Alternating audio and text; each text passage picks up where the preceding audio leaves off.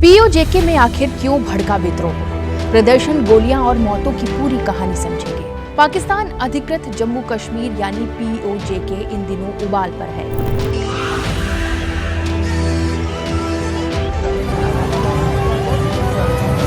सड़कों पर हजारों प्रदर्शनकारी हैं, इंटरनेट बंद है, सुरक्षा बलों की भारी तैनाती है और कई लोगों की मौत हो चुकी है।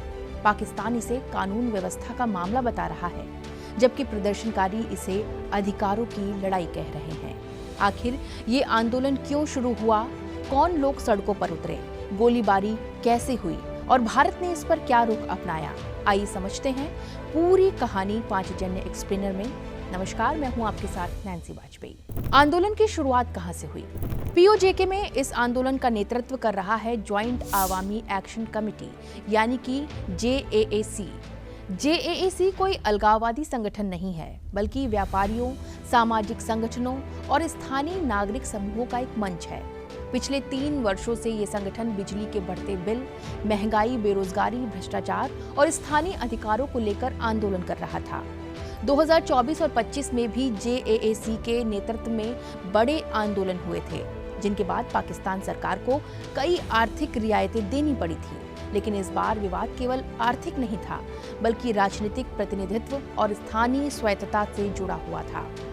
इस बार विवाद किस बात पर हुआ? पीओजेके विधानसभा में कुल 45 सीटें हैं। इनमें से 12 सीटें उन कश्मीरी शरणार्थियों के लिए आरक्षित हैं जो दशकों पहले जम्मू कश्मीर से पाकिस्तान गए थे और आज पाकिस्तान के विभिन्न शहरों में रहते हैं। जेएएसी का आरोप है कि जो लोग पीओजेके में रहते ही नहीं हैं, वो वहां की राजनीति को प्रभावित कर रहे हैं। संगठन की मांग थी कि ये 12 सीटें खत्म की जाएं और केवल स्थानीय निवासियों को प्रतिनिधित्व मिले।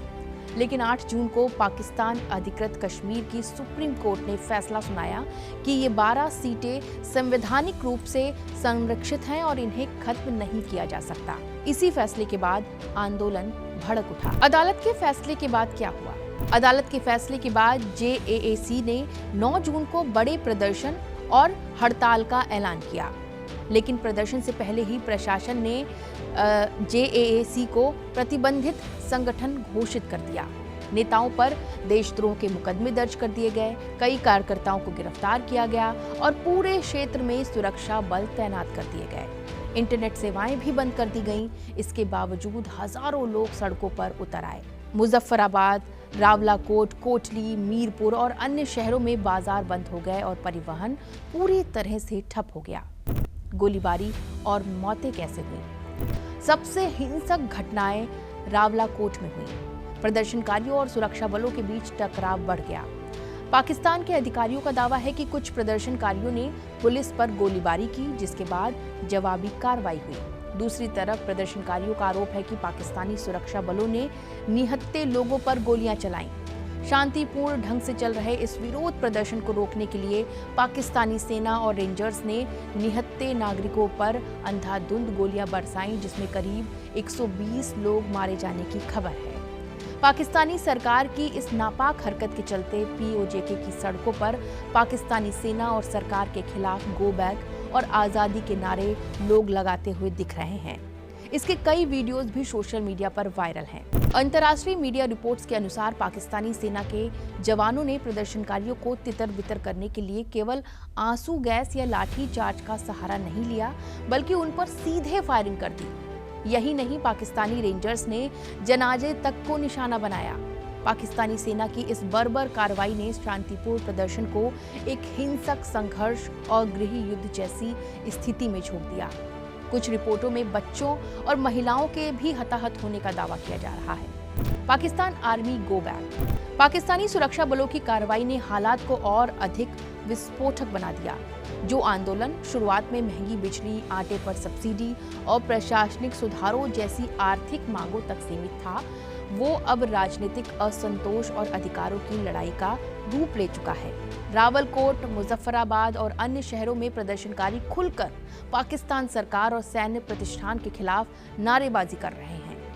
कई स्थानों पर हमें चाहिए आजादी और पाकिस्तानी फौज वापस जाओ जैसे नारे भी सुनाई दिए।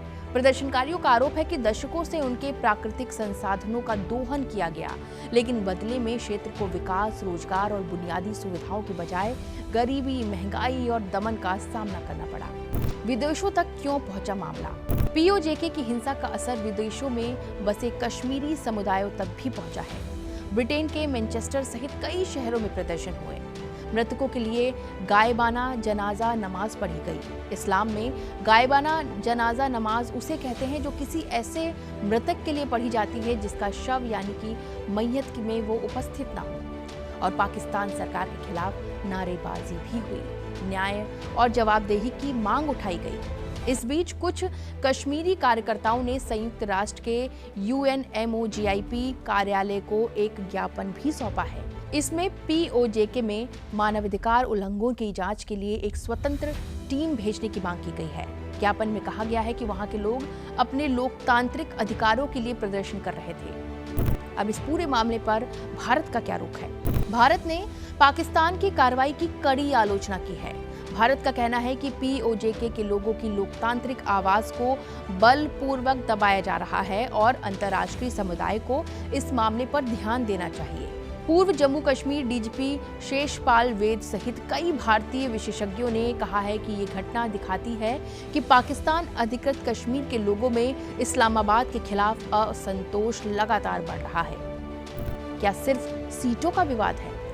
विशेषज्ञों का मानना है कि ये आंदोलन केवल 12 सीटों का विवाद नहीं है, इसके पीछे वर्षों से जमा असंतोष है।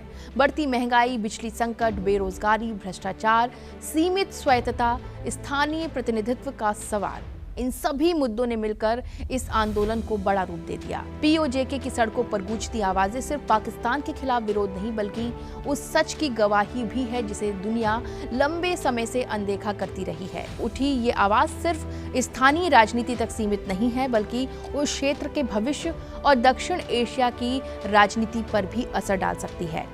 इस पूरे विषय पर आपकी क्या राय है? कमेंट कर जरूर बताएं और देखते रहिए पांचजन्य। नमस्कार।